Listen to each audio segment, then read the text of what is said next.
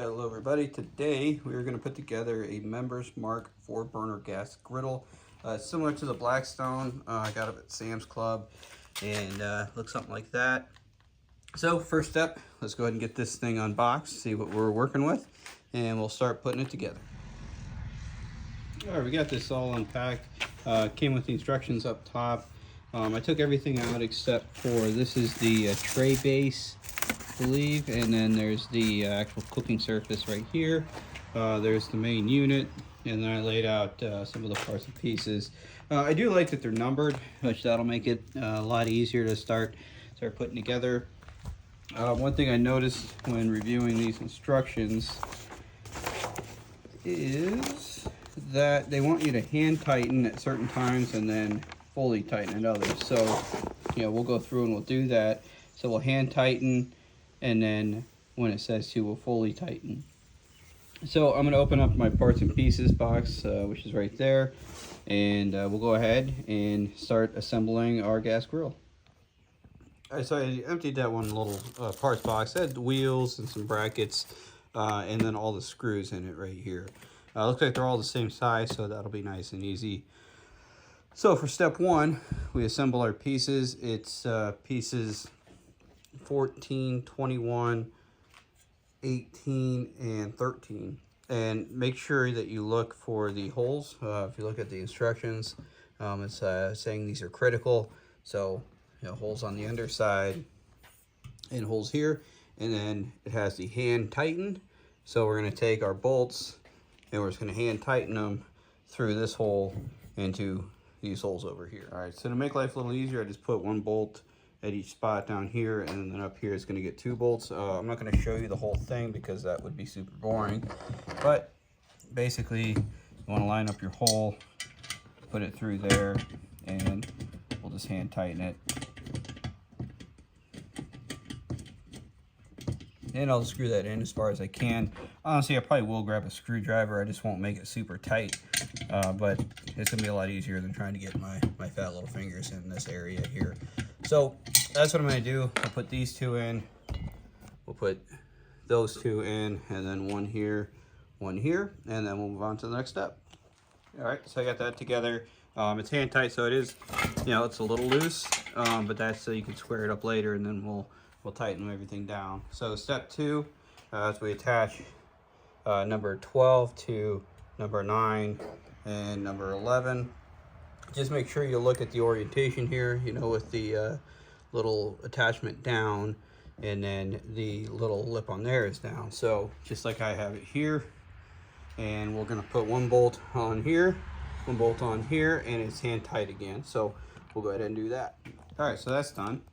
And our next step, we put on these legs. So looking at it, we're gonna attach our 2 pieces that we already made with these here. It's part number 20. So part number 20, we'll come up, we'll line up those holes, and again, hand tight. We're gonna put 2 screws in that one, 2 screws in that side, and then we'll do the same thing on the upper side with the piece we already made. So I'm gonna go ahead and put the 2 here, and then do the same thing with this one. Put the 2 bolts in there, and then we'll get the other one going.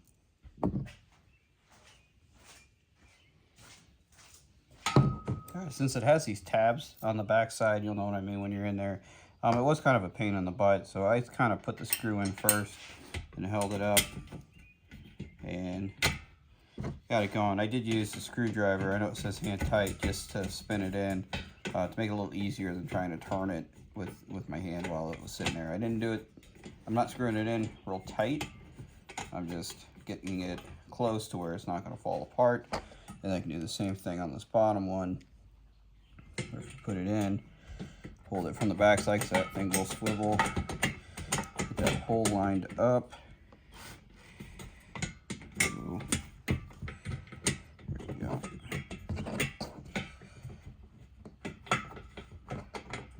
Feels like that's in there all the way.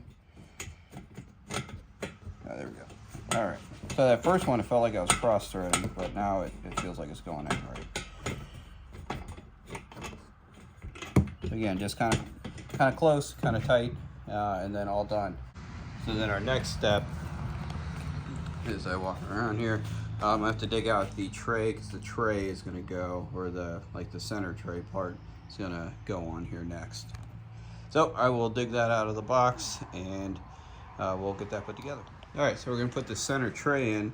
Now I did put it upright so that this would stay in place because trying to hold this up while putting screws in would be near. Yeah, so this one has 3 screws at each spot. So if you zoom in, there's going to be one from the back side and 2 here. So I'm going to get these 2 in, those 2 in, these up here, and then I'll do it from the top.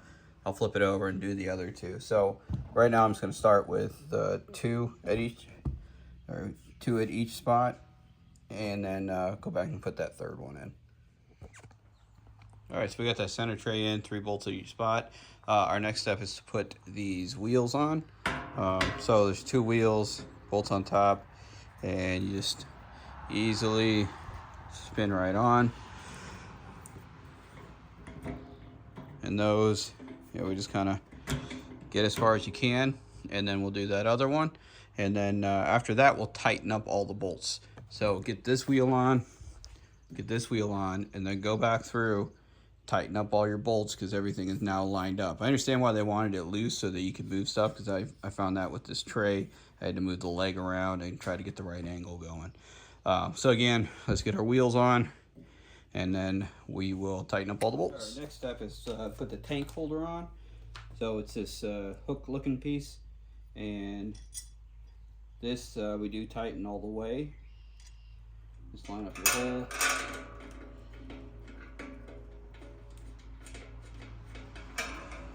Spin that on, and then adjust it. And there we go. Get this one on. So the other piece to the tank holder is this cup looking piece, and that will do the same thing. We'll hook it up, we'll line up the holes.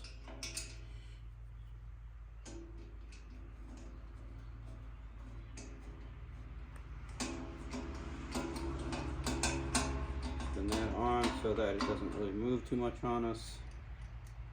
And then put the other one, and then we'll tighten both down.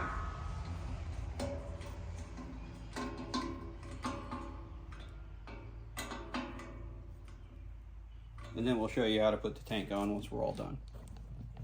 All right, the next step after attaching on these is to put this on. It says Team Lift. It's really not that heavy. I went ahead and just set it on there. But I went to one side, set it on, and then kind of lined up the hole with the back so that this front part was kind of flush. Same thing on this side. So now I just got to put the 4 bolts in. There's one in each corner. And so we'll go ahead and get that and move on.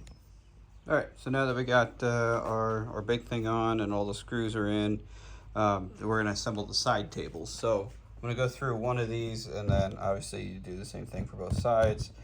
So you take your square piece, and then you grab your bracket, and the bracket should be facing in. So I think I had 2 of the same, yeah.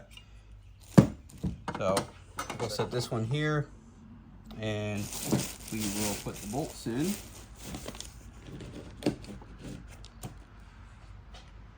And these you can tighten all the way.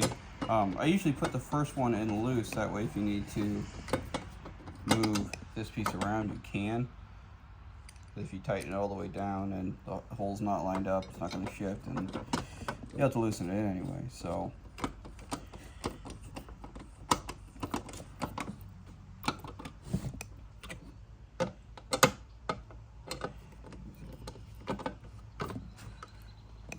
so you do the same thing with the other side.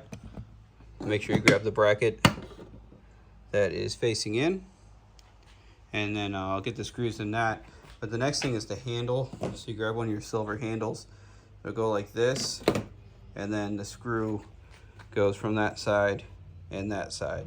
So I'm going to go ahead and get these side tables built, and then show you how to put them on the grill. Hey, real quick, when you're building your drawers, make sure that you look at this here. or building the side shelves. On one of the side shelves, you're going to slide these on before you screw this piece in. Otherwise, you're going to have to do it after the fact. Alright, so I got the side tables put together. I put the other side on already. And what I found the easiest way, because I'm kind of doing this for myself, was to kind of rest that lip down here and then rotate and pull to get it lined up. So it has to sit kind of on the edge.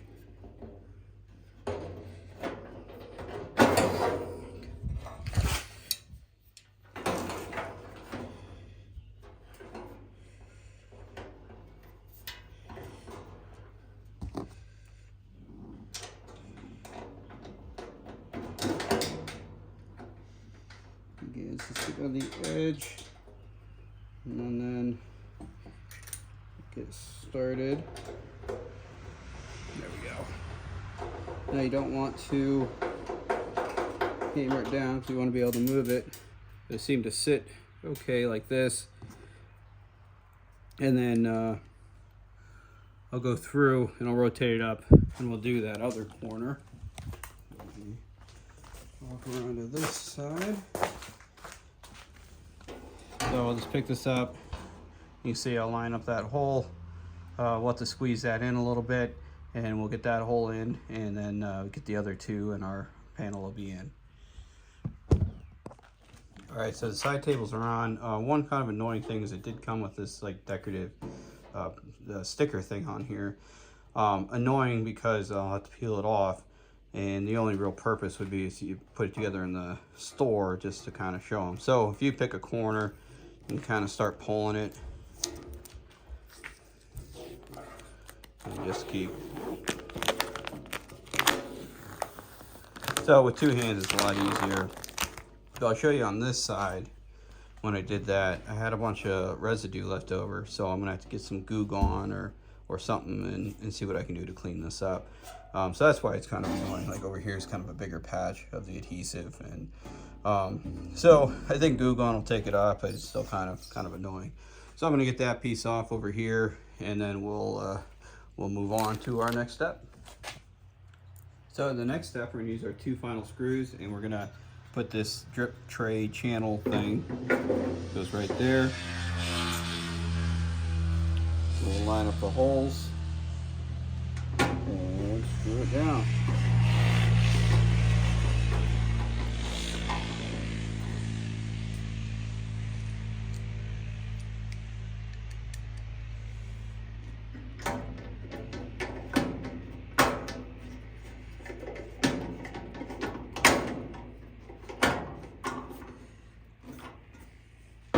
All right, now that that's in, the next step is to put these adjusters on the griddle part, as you can see right here. So we're gonna get the griddle out. I'll put it on this table upside down, and then after that we put it on the piece itself. So we're getting pretty close.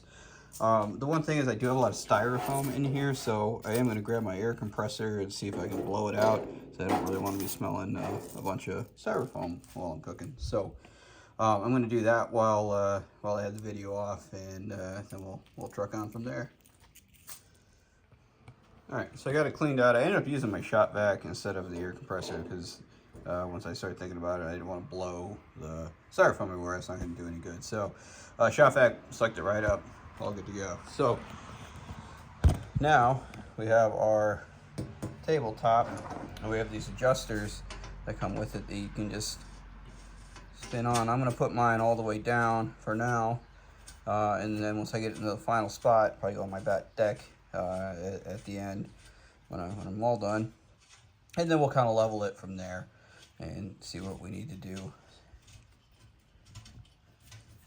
So we spin these all on, and then we'll lift it up and we'll set it in place. And when we set it in place, we want to line it up so that the little pins go in these holes. That is the heaviest part of the whole thing.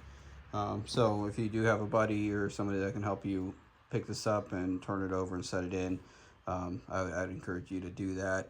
Otherwise, it's just kind of a gut buster. So I'm going to spin on that other one, turn it over, and set it on the grill. All right, so our grill is fully assembled. One thing that I forgot to do is put these on. So these, I was thinking when I saw them that they just sit right on there, but they actually glide on like that. So I'm going to loosen one of these screws on the side here and slide these on so that I have my my grilling accessories. Alternatively, I don't know, I might try to bend them and then put them on there and bend them back. I don't know. I'm not too worried about it myself, but kind of remember to do that when you put yours together. It also comes with the cleaning scraper, which is right here, so that you can run it across the surface and clean off all the anything that sticks to it. You do have to season this top, which is not something I'm going to show you because I did it on a Blackstone, and I'll put a link. Should be on your video feed now, and you can click over and see how to season a grill like this. It does have the propane tank here, so I will go over how to install that. And it also comes with a cover, so when it you're all done and it's nice and cool, you can cover it, keep it from wearing. I think I'm gonna roll mine inside our little sunroom after I'm done using it, so that I don't have to worry about the cover. So I'm gonna go grab a propane tank and we'll get that installed. All right, so to attach the propane tank, the bottom lip will go on this, and this handle part will go through here. So I don't know how well you're gonna be able to see this. I'll do my best, but all you do is pick it up, flip it over, and it slides right on. So now that's on and it's secure, your piece here just spins right on. Just line it up. I'm gonna need two hands. Oh no, I think I got it here. All right. So you spin that on, and then when you're ready to cook, you can open that up to allow the gas out. And then to light it, you first light this one, and when you turn it, you can hear it, and it's clicking, and that's to light the grill. So if it doesn't light, read the instructions. You're supposed to let it sit for 5 minutes and then try again. And then when you turn it on after that one, you turn it on 2, 1, and then 4. So that number 3, it'll travel the flame over to 2, 2 to 1, and then number 4. To clean your drip tray, pull this out. Just get a bunch of those. You can get them on Amazon or wherever to catch your drip tray. And pretty simple, pretty cool to use. There's a lot of accessories and stuff with these for different cooking and whatnot. I wanted the bigger one so that I could saute vegetables on one side while grilling burgers or whatever on the other side, and you can change temperatures. So if you have any questions, comments, concerns on how to set this guy up, please leave them in the comments below. Hit like, subscribe, and we will talk to you soon.